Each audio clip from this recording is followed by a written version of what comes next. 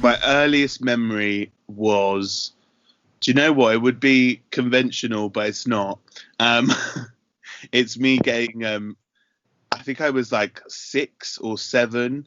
I would sneak into my nan's dresser and wear her gown and her lipstick and her little cane, and I'd walk into the living room like that and do a whole show just for my family. Well, it actually happened. So when we moved away from Sierra Leone and came to the UK, I found excitement and fun and friends in theatre were around the ages of 6 or 7, and it was a really great way for me to connect to people, but connect to myself, and have fun doing it, because that's what it is at the end of the day. It's all playing and having fun,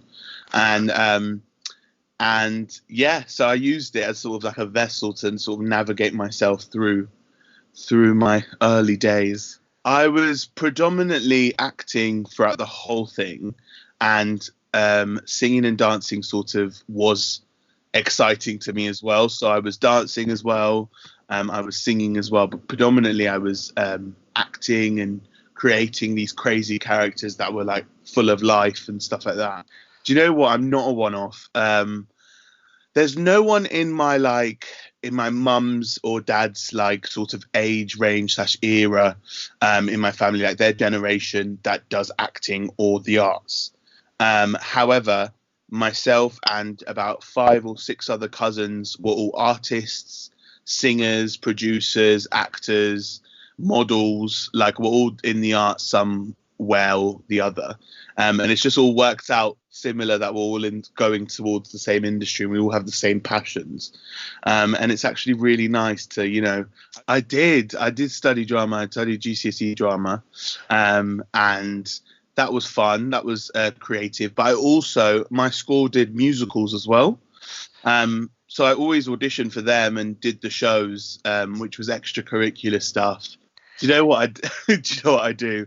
I remember I was in The Wizard of Oz, and I was actually playing the gatekeeper. It was my first musical, and I had this bit where I'm like marching up and down and like guarding the gate, and they were like, "Could you just do like something like to keep the audience engaged?" So I ended up doing this funny dance that had the audience just cracking up every night, and I'd just be singing along and just doing this like weird dance just to make sense. Do you know, I actually didn't have any serious roles in secondary school. I sort of was playing a lot of comedy. Yeah. And play, yeah, and the word there is playing and having fun. I did. So I went from my secondary school to the Brit School, where I did a performing arts sort of BTEC at the Brit School. It was electric. I can't explain the feeling of Brit School, being that age and like going to first of all blending with other genders, because I was in an all boys school before, so I'd never acted with other genders before, so that was quite fun, but also just connecting to people with the same passion, and it was a really nurturing environment.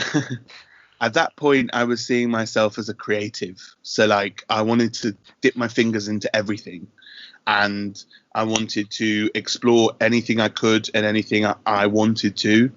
And the course sort of spread across. So we did dancing, we did some singing, we did some community work in theatre, and then we did some acting and loads of other stuff, as you know, in theatre courses, like becoming treacle and stuff like that. So I did at Brit School, I did 3 BTEC level 3 in performing arts. So it's 3 A levels in one, and it's a BTEC. And then alongside that, I actually did English as an A level, because I had a passion for writing, because when I was in secondary school, I was sort of made fun of that my English wasn't as good as everyone else's, because I was from, another country before this. So I got really good at it and really passionate for writing and expressing myself with English language. No, actually, there was quite a lot of doubt. because when I started to fall in love with English literature, like I said. So instead of applying for a drama school, which is the more, the more of the route you would go down, if you wanted to be an actor, because you go to drama school, you learn how to be an actor, and then you get an agent and so forth, which is like a simple, like not a simple way, but the most direct way. I decided to go to university instead and have sort of that growing kind of feeling from leaving home and moving into a campus university, and also studying English and drama. It was much more academic, yes. It was a lot more about the writing and the studying and the theory behind it.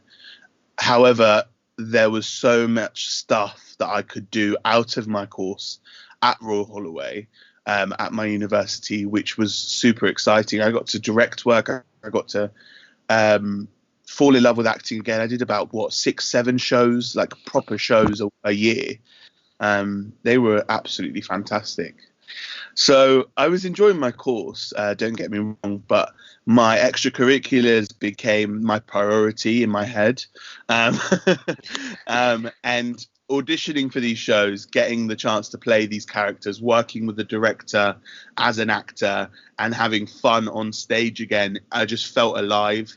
And I was like, this is what I want to do for the rest of my life. I think that at that point I was like, I need to commit or go home, and I need to go for it. I didn't actually have anyone to give me advice. I'm sure there were people there, but I predominantly just spoke to my friends, the people I was creating work with, told them my plans. Like, I want to go into acting now. This is what I want to do.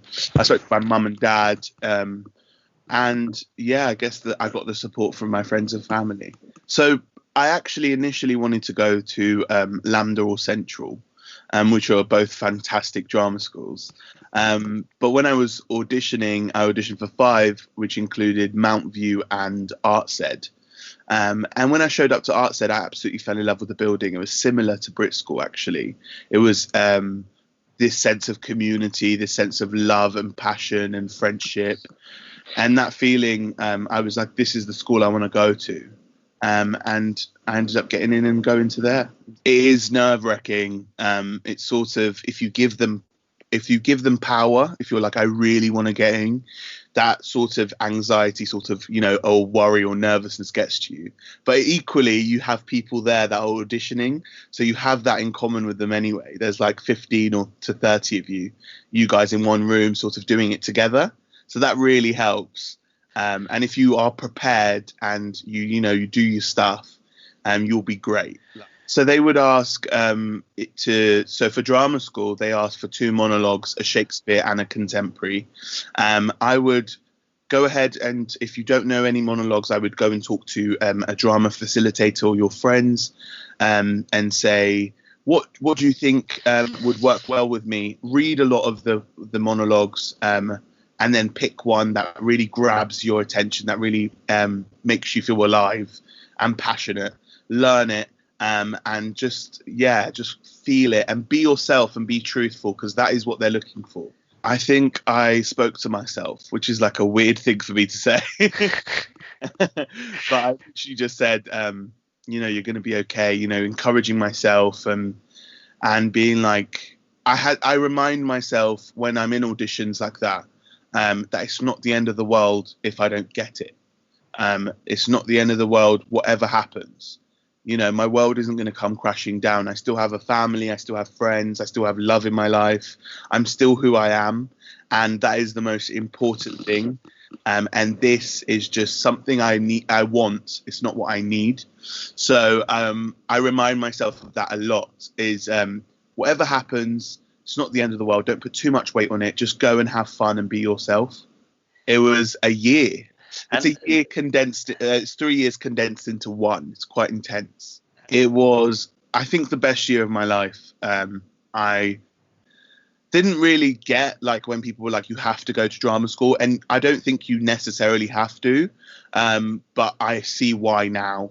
The course was just everything I wanted. It was so brilliant.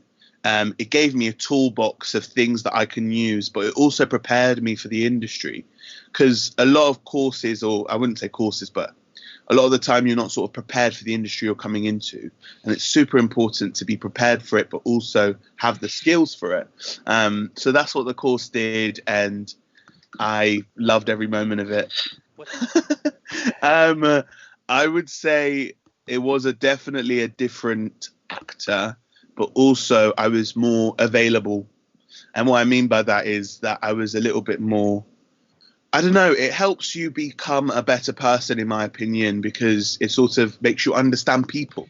Because that's what acting is. It makes you understand people, and it makes you understand emotion, and it makes you understand, thought process and stuff like that. So all of that stuff changed. And I was nervous.